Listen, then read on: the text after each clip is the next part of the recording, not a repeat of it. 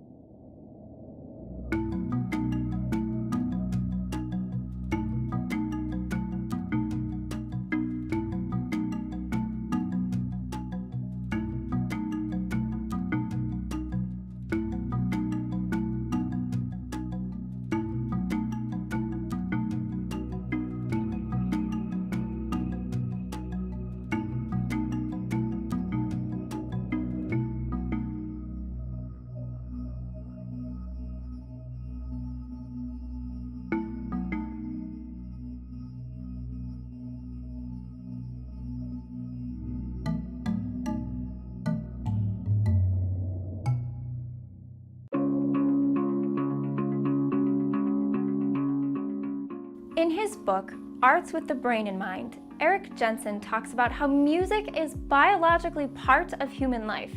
Language is biological too.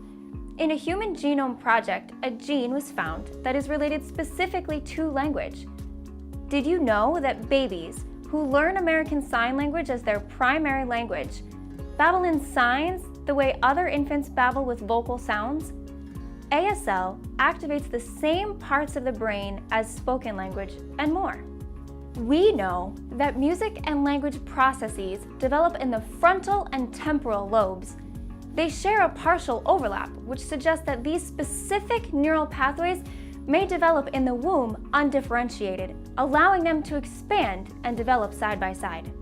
Basically, that means the systems in our brain that are responsible for music and language start in the same place and develop unique neural pathways. Eric Jensen discusses how the arts can develop multiple systems of the brain that yield cumulative results: self-discipline, motivation, aesthetic awareness, cultural exposure, social harmony, creativity, improved emotional expression, appreciation of diversity. Most listeners of music are sensitive to the physical gestures that musicians make.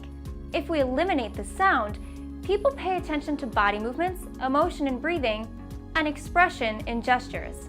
So think about that. If hearing listeners of auditory music take interpretational cues from movements and gestures, why do so many people overlook the visual and kinesthetic components of music? Jay, who you'll meet in a few moments, suggests turning the orchestra around so the audience can see the physical and facial gestures of the conductor. To be honest, it's very hard to determine what a hearing loss is from and why. So I started developing a little mild high-frequency hearing loss. But when September 11th happened, I was so close, about 1,000 feet, and all the stuff blew in. But we didn't realize what was in the dust. We didn't realize how toxic it was. So it's not just exposure that day, then repeated exposure trying to move out of our apartment. This repeated exposure, I'm starting to have this like endless cold, and I became deaf. What am I gonna be now?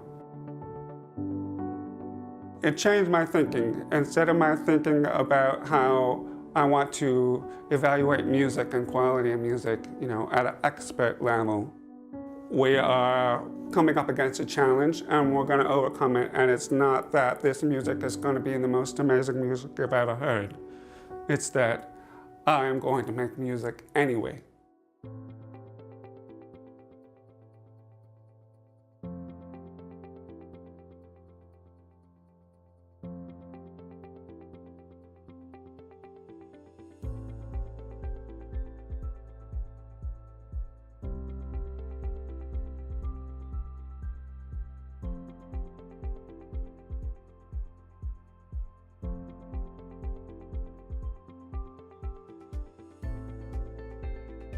So SETS came about because Julia and Hannah started a deaf music event up at Teachers College. They got all these groups of people together, who are completely deaf, who grew up culturally deaf. So we're getting all these different perspectives, and I kept realizing that I have this vast musical experience that is still with me, even though I can't hear like I did before. And now I know what it's like to be deaf. How can I bridge this? How can I somehow convey what I've learned about music to people who are profoundly deaf, who've never heard music before at all?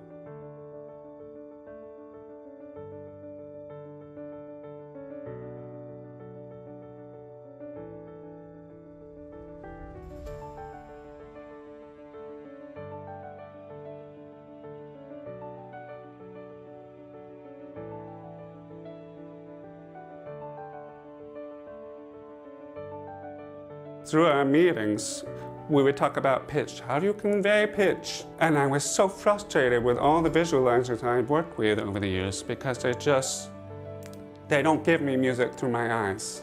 This year, we had this other group with Jackie, and we started to really talk about this in depth.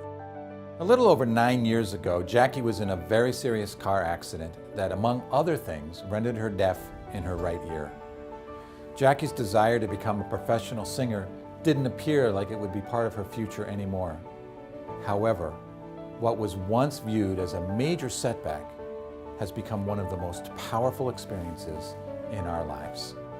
I began looking for new ways to experience and create music through feeling and vibration.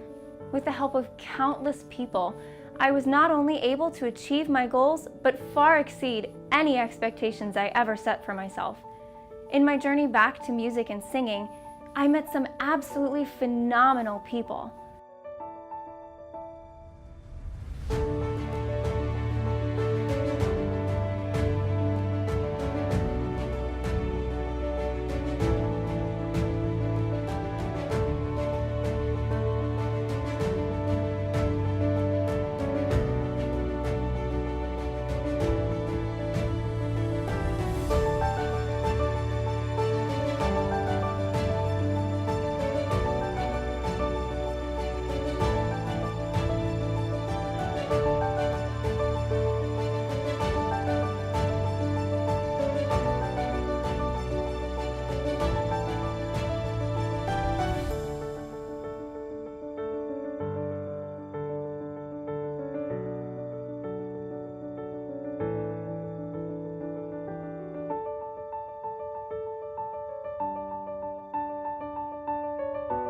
I know it is possible to hear in my head. And I'm sure most hearing people can do that. They say, oh, imagine the last time you sang happy birthday, and you start to hear happy birthday in your head. So we know it's possible because music is an experience that actually happens in your brain, and the ears are just an input. Suddenly all this knowledge and experimentation and conversation just kind of morphed together, and poof, out came SETS.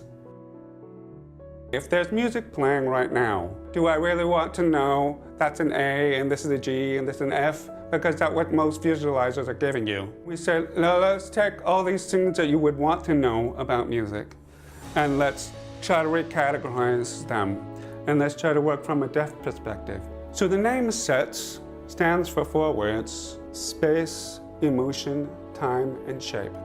My personal goal with SETS is to create a structure and a framework that gives everyone the ability to build knowledge upon knowledge. So you can build up this whole library of music experiences in your mind that later you can tap into when we start to give you visualizations of music, and it will create actual music in your mind.